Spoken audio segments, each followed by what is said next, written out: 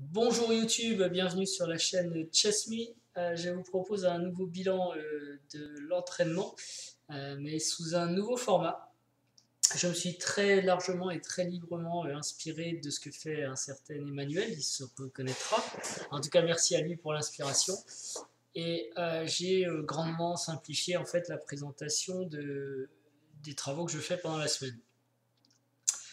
J'y trouve deux avantages principaux, évidemment, beaucoup moins de temps à saisir, à préparer des choses qui ne sont pas directement utiles pour les échecs, à savoir des rapports, et tout de même un formalisme facile à exploiter sous Excel pour avoir des statistiques intéressantes.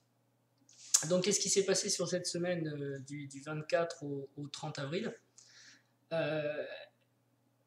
Un peu plus de pratique que la semaine précédente. Je crois qu'on la semaine précédente, on touchait le fond en quelque sorte.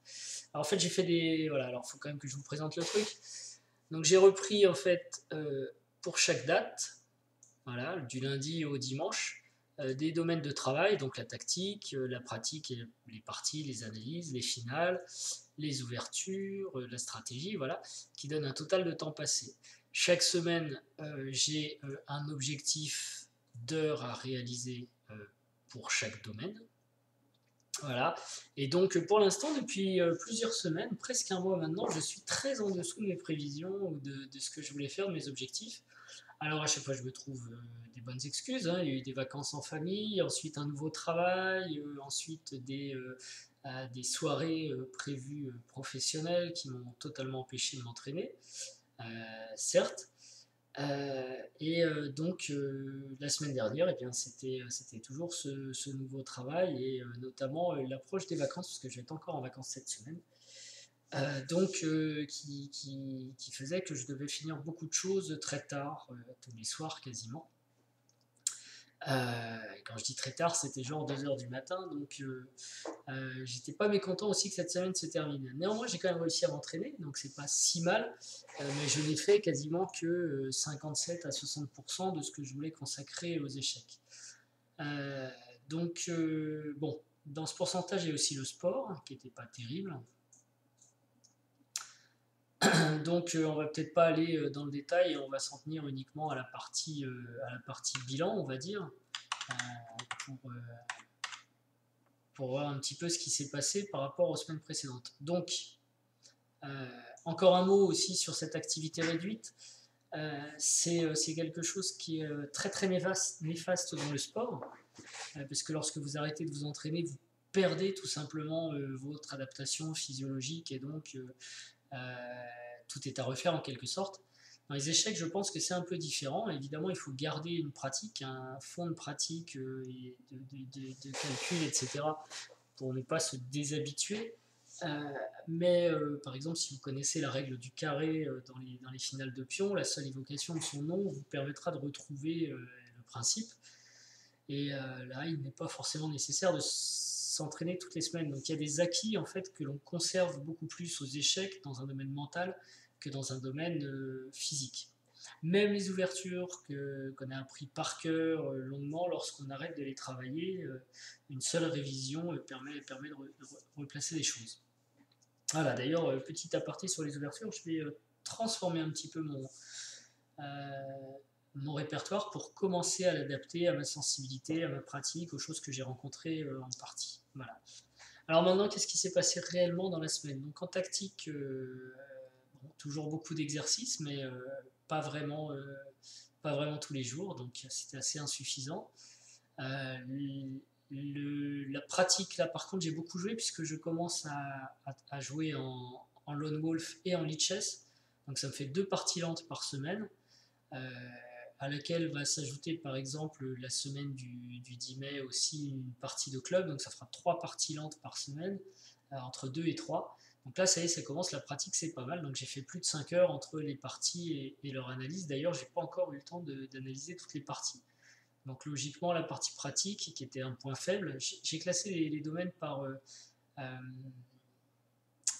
par objectif de temps à y passer, vous voyez. Donc le plus important pour moi, c'est encore le calcul, la tactique, ensuite la pratique, et puis les finales, les ouvertures. Donc plus on va vers la droite, moins ce sont des domaines important. Vraiment, mes priorités de travail sont en haut. Donc pour la tactique, pour le calcul, c'est pas terrible. Pour la pratique, par contre, j'ai passé beaucoup de temps et ça c'est bien. Et en plus, quand on pratique, on calcule.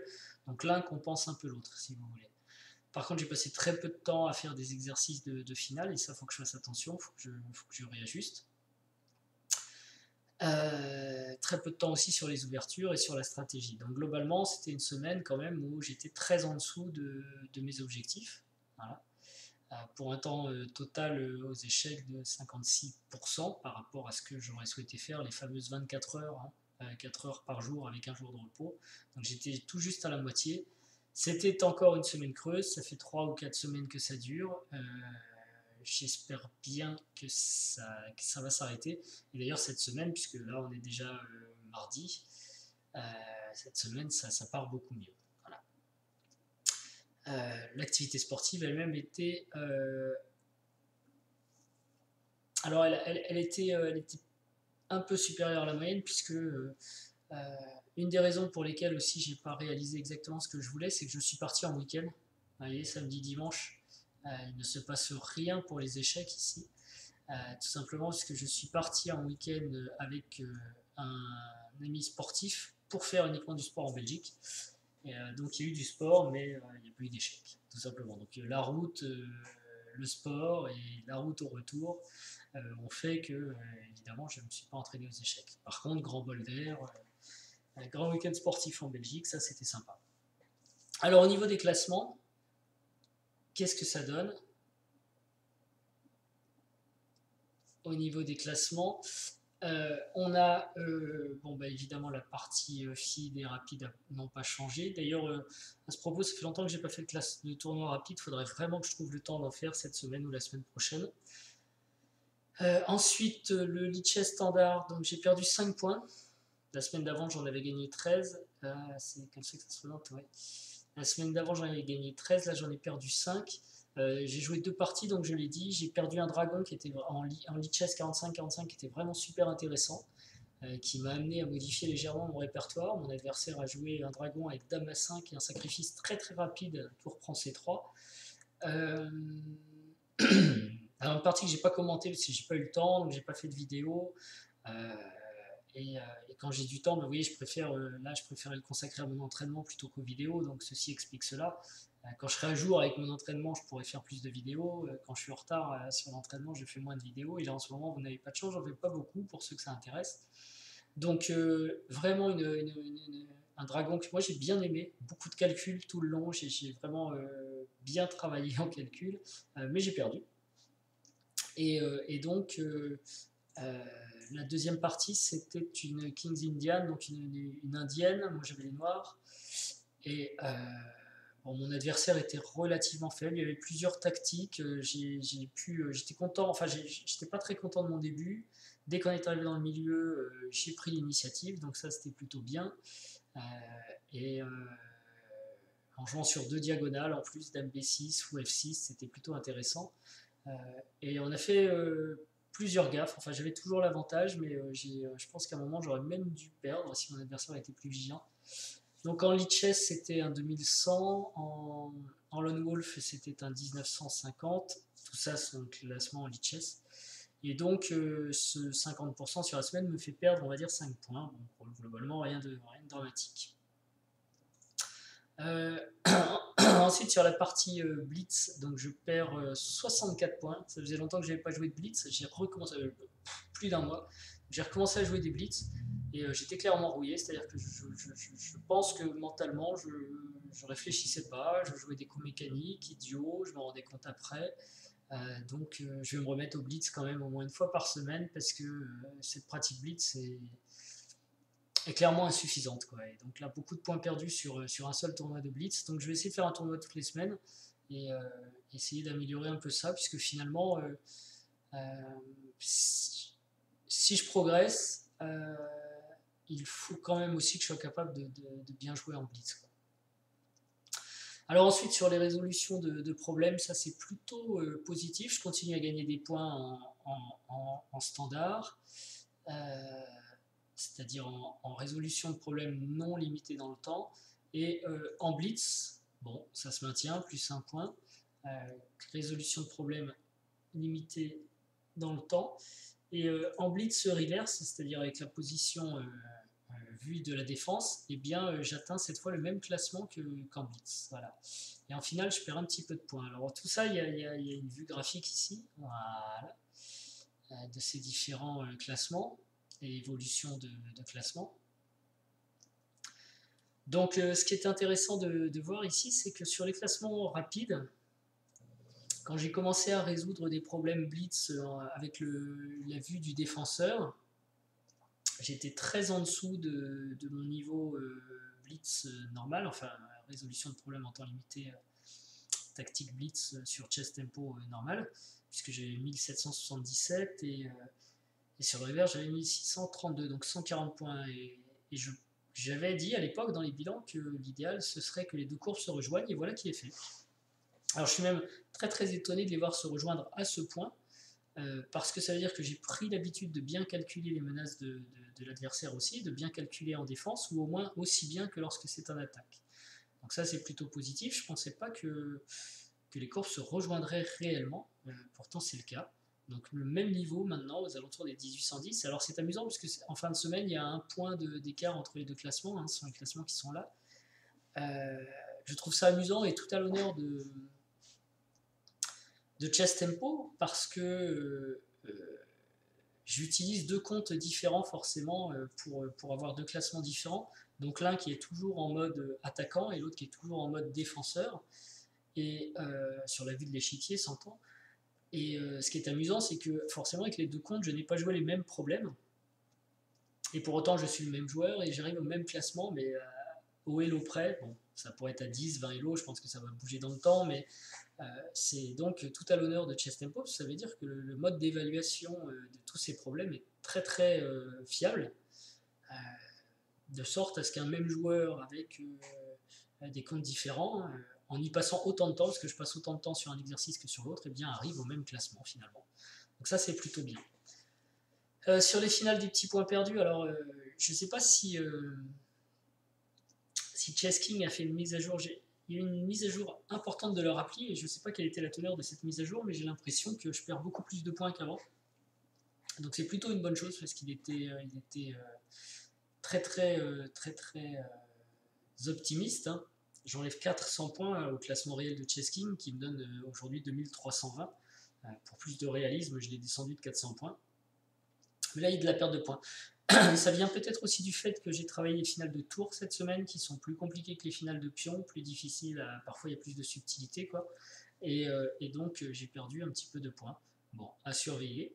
Je vais retravailler les finales de pion d'ailleurs cette semaine, donc je ne verrai pas trop l'effet sur les tours. La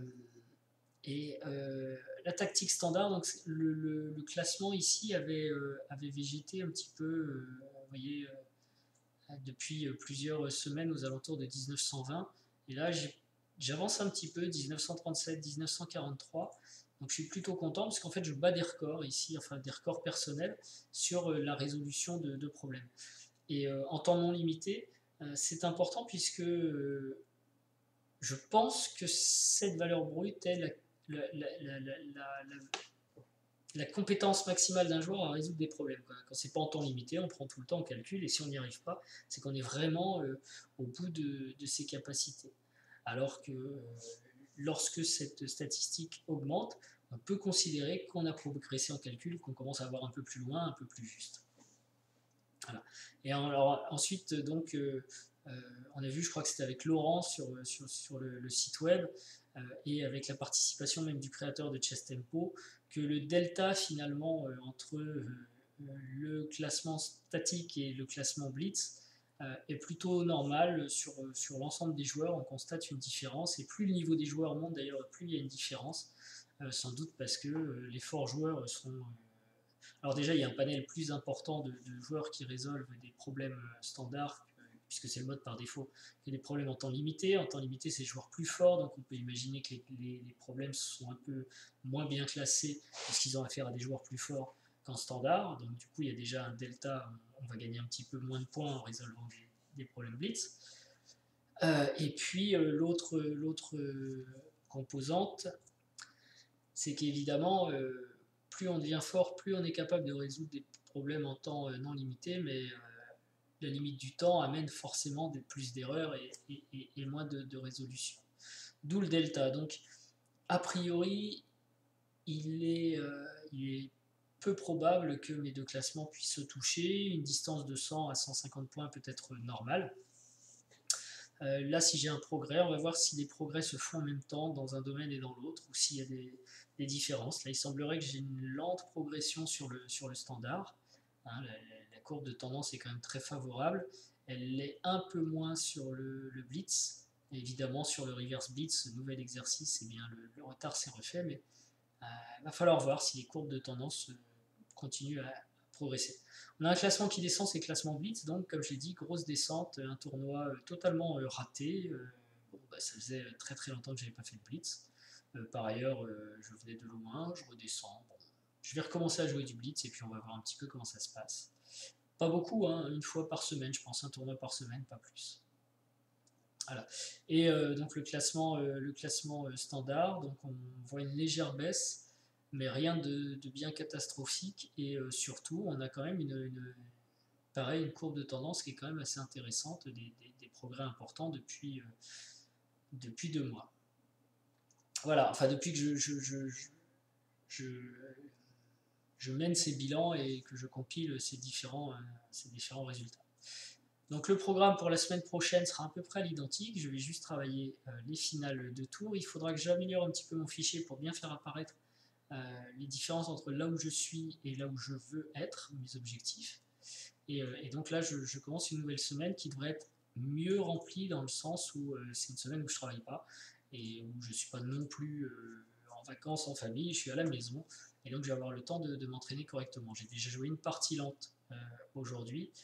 Il faut que je l'analyse aussi, donc j'ai beaucoup d'analyses à faire. Au niveau de la pratique, ça devrait être bon. Au niveau de la tactique, je vais essayer de passer un petit peu plus de temps mercredi, jeudi, vendredi pour atteindre les 6 heures. Et normalement, cette semaine, ça devrait mieux se passer. On verra si ça a un effet dans les semaines suivantes. Voilà, sur ce, je vous souhaite une... Oui, alors en plus, il faut vraiment que j'ai le temps de m'entraîner parce que à partir de la semaine, pas la semaine du 8 mai, mais la semaine du 15 mai, c'est pareil, je vais partir en déplacement professionnel pendant 3 jours et ça va être très très compliqué parce que ça va être des séminaires jour et nuit, donc je ne vais pas avoir le temps de faire quoi que ce soit pendant ces 3 jours. Donc vraiment, les 2 semaines qui sont là sont importantes, il faut vraiment que je trouve le temps de bien travailler les échecs. Voilà, donc une semaine mitigée avec des classements qui baissent, mais globalement des résultats toujours en progrès, malgré tout. Surtout le Blitz en fait qui baisse. Hein. Et donc un travail la semaine prochaine focalisé sur surtout le fait de rattraper le temps perdu, les heures qui n'ont pas été faites. Je vais essayer d'ici d'avoir ici de très bons résultats. Excusez-moi, j'ai beaucoup de mal à parler parce que je suis un peu fatigué, il est tard, j'ai joué la partie lente, donc j'allais me coucher. Je vous remercie d'avoir suivi ce bilan houleux sous sa nouvelle forme. Il faut aussi que je m'habitue à le présenter et je vous souhaite une bonne journée, une bonne soirée et de bonnes parties d'échecs et je vous dis à bientôt. Au revoir.